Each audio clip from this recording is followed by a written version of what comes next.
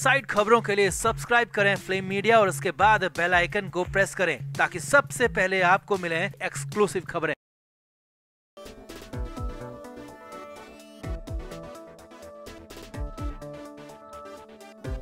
महाराष्ट्र में best credit cooperative society चुनाव में उद्धव ठाकरे राज ठाकरे के गठबंधन की कलाई खुल गई, पोल खुल गई। दोनों भाई बहुत बड़े बड़े दावे और वादे कर रहे थे, लेकिन यहाँ पर तो एक सीट जीतने के भी लाले पड़ गए। जी हाँ, छोटा सा चुनाव बेस्ट क्रेडिट सोसाइटी का, उसमें 21 सदस्य होते हैं, उसमें भी उद्धव ठाकरे और राज ठाकरे का पैनल, उत्कर्ष पैनल, एक भी सीट जीत नहीं पाया। तो ऐसे में बवाल खड़ा होना तय था। उद्धव ठाकरे के घर और ऑफिस मातोश्री में तो खासा बवाल हुआ, लेकिन अगले ही दिन, जी हाँ अगले ही दिन, राज ठाकरे ने अलग रास्ता पकड़ लिया, या कहें कि उद्धव ठाकरे से मुंह मोड़ लिया। खबर यह है कि उद्धव ठाकरे के करीबी बन रहे अब तक राज ठाकरे अब अचानक देवेंद्र फडणवीस से मिलने चले गए। जी हाँ, सीएम फडणवीस से वर्षा उनके आधिकारिक बंगले मिलने पहुंच गए और ये सब अचानक हुआ, पहले से कुछ ऐसा प्लान नहीं था। तो दिखाते हैं, बताते हैं आपको सब कुछ कि पूरा मतलब क्या है इसका, राज ठाकरे ने क्यों उद्धव ठाकरे पर मार दिया बाउंसर। आप भी इस वीडियो को शेयर करें, कमेंट करके अपनी राय जरूर दें। तो उद्धव ठाकरे ने बहुत बड़े बड़े दावे किए थे, हो सकता है राज ठाकरे से भी वादे किए होंगे कि हम ऐसे जीतेंगे वैसे जीतेंगे, हमारे साथ आने से ये हो जाएगा वो हो जाएगा, लेकिन हुआ क्या, एक भी सीट जीत नहीं पाए, वो भी छोटा सा चुनाव बेस्ट क्रेडिट सोसाइटी का। अब जब इस छोटे से चुनाव में उद्धव ठाकरे और राज ठाकरे जीत नहीं पा रहे हैं, तो बीएमसी और विधानसभा चुनाव में उनका क्या हाल होगा अंदाजा लगाया जा सकता है। और ये अंदाजा हमारे साथ साथ उद्धव ठाकरे को तो हो ही गया, राज ठाकरे को भी हो गया। इसीलिए तो राज ठाकरे ने अलग रास्ता अपना लिया। Raj Thackeray best credit society में मिली हार के अगले दिन मुख्यमंत्री देवेंद्र फडणवीस से मिलने पहुंच गए। अब खबर यह है कि पहले से प्लान तय नहीं था। सुबह सुबह अचानक से राज ठाकरे की तरफ से देवेंद्र फडणवीस को फोन कॉल गया कि वो मिलना चाहते हैं। तो इस पर तुरंत ही देवेंद्र फडणवीस की तरफ से हामी भर दी गई, क्योंकि वो तो चाहते ही हैं कि राज ठाकरे और उद्धव ठाकरे एक साथ ना रहे, इसीलिए तुरंत हामी भर दी मिलने की। और राज ठाकरे सुबह सुबह नाश्ते की टेबल पर पहुंच गए देवेंद्र फडणवीस के घर पर। अब इसके कई सारे मतलब निकाले जा रहे हैं, लेकिन असल खबर यह है कि यहाँ पर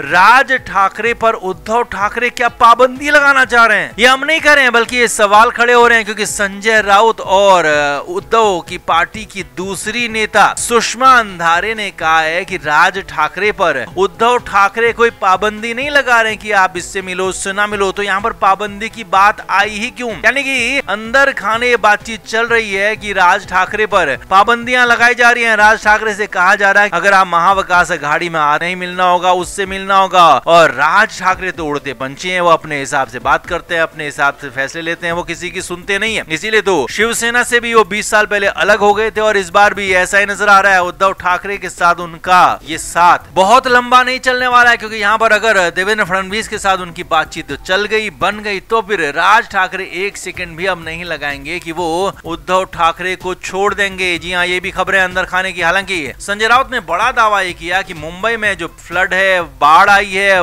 बारिश की वजह से जो मुश्किलें होनी है, इसे लेकर बातचीत हुई होगी और इन्हीं बातचीत को लेकर राज ठाकरे मिलने गए होंगे, विकास के मामलों को लेकर मिलने गए होंगे। लेकिन यहाँ पर तो मामला ही कुछ और है, क्योंकि यहाँ पर संजय राउत इस पूरे मामले को ढकना चाहते हैं, छिपाना चाहते हैं कि उद्धव ठाकरे की पार्टी, उद्धव ठाकरे की पार्टी के नेता राज ठाकरे पर दबाव बढ़ा रहे हैं, दबाव बना रहे हैं। इसीलिए राज ठाकरे जब दबाव महसूस कर रहे हैं तो वो खुलकर खेलने के लिए फडणवीस से मिलने चले गए और अब आगे बहुत कुछ हो सकता है। अगर यहाँ पर बातचीत बन जाती है फडणवीस और राज ठाकरे के बीच में, तो फिर आगे बहुत जल्द उद्धव ठाकरे को झटका मिल सकता है कि राज ठाकरे उनका साथ पूरी तरह से छोड़ देंगे। तो आप क्या मानते हैं, कितनी मुश्किल है यहाँ पर उद्धव ठाकरे के लिए, अब राज ठाकरे आगे क्या करेंगे, आप क्या मान सकते हैं, क्या है आपका अंदाजा, कमेंट जरूर करें, वीडियो को शेयर भी करें। तो मुंबई में बेस्ट कोऑपरेटिव सोसाइटी के चुनाव में उद्धव ठाकरे और राज ठाकरे एक साथ मिलकर चुनाव लड़ रहे थे और पहली बार ये मौका था कि उद्धव ठाकरे और राज ठाकरे ने गठबंधन किया था। लेकिन पहली ही परीक्षा में दोनों भाई फेल नहीं हुए हैं, बल्कि बुरी तरीके से फेल हो गए हैं। इनको एक भी नंबर नहीं मिला, यानी कि एक भी सीट नहीं जीत पाए। 21 सीटों पर चुनाव हुआ था। 19 अगस्त की देर रात नतीजों को जारी किया तो उद्धव ठाकरे और राज ठाकरे के उत्कर्ष पैनल को एक भी सीट नहीं मिली और इसमें 9 साल से जो उद्धव ठाकरे की सत्ता चल रही थी उसका खात्मा हो गया। यही नहीं, हैरानी की बात ये थी कि सबसे कम चर्चा में रहे शशांक राव पैनल का सबसे बेहतरीन प्रदर्शन रहा। शशांक राव पैनल को 14 सीटें मिली तो बीजेपी के सहकार पैनल को 4 सीटें, शिंदे गुट के पैनल को 2 सीटें तो SC ST यूनियन को 1 सीट मिली और शिवसेना UBT MNS का गठबंधन जहां पर था वो था उत्कर्ष पैनल, वो 0 सीटों पर आ गया। अब इसके बाद बवाल होना शुरू हुआ। देर रात जैसे ही 19 अगस्त को नतीजे आए तो उसके बाद तो हालात खराब हो गए। वडाला डिपो के बाहर बड़ी संख्या में उद्धव ठाकरे और उनके समर्थक मौजूद थे, लेकिन जैसे जैसे उनके नतीजे आ रहे थे वैसे वैसे उद्धव ठाकरे गुट के नेताओं का वहां से जाना शुरू हो गया था, कार्यकर्ताओं का जाना शुरू हो गया था। और देर रात जैसे पूरे नतीजे आए तो वडाला डिपो के बाहर उद्धव ठाकरे गुट का कोई भी नहीं था। और उधर जब खबर आई उद्धव ठाकरे को लेकर तो वो भी हैरान करने वाली थी। खबर ये थी कि उद्धव ठाकरे अपने घर मातोश्री में बेचैन हो पड़े। हालात ये थे कि उनसे हार संभली नहीं संभल रही थी, बर्दाश्त नहीं हो रही थी, क्योंकि उद्धव ठाकरे को लग रहा था कि वो इस बार भी पूरी की पूरी 21 सीटों पर कब्जा जमा लेंगे, लेकिन यहाँ तो एक भी सीट नहीं मिली। हालात ये थे कि उद्धव ठाकरे बेचैन हो गए, एंजाइटी जैसी बातें कहने लगे। जी हाँ, घबराहट होने लगी थी, घबराहट का अटैक तक कहा जाने लगा। यहाँ तक कि वो संजय राउत के प्लान को कोस रहे थे। खबर तो यहाँ तक है कि संजय राउत भी देर रात तक मातोश्री में ही मौजूद थे, तो उन्हें उद्धव ठाकरे ने जमकर कोसा, खूब कोसा कि आखिर संजय राउत ने ऐसा क्या प्लान बनाया था कि एक भी सीट उद्धव ठाकरे की पार्टी को नहीं मिली। और पूरी तरह से उद्धव ठाकरे ने राज ठाकरे के साथ इस चुनाव को संजय राउत के हवाले किया था, लेकिन संजय राउत ने पता नहीं कौन सा प्लान बनाया जिसने उद्धव ठाकरे को खुद ही ध्वस्त कर दिया। या सवाल ये भी खड़ा हो रहा है कि क्या संजय राउत ही उद्धव ठाकरे के लिए भस्मासुर साबित हो रहे हैं। तो इसी वजह से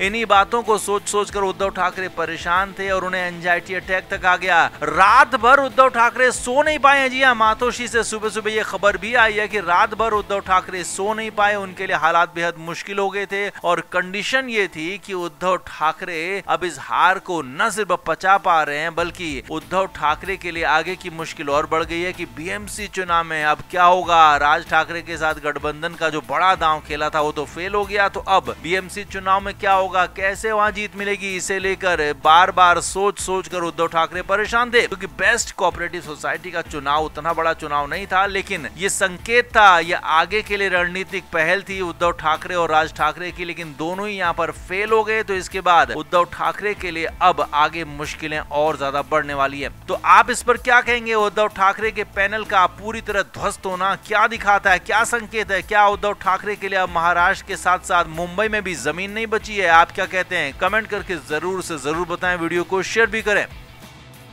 फ्लेम मीडिया रिपोर्ट।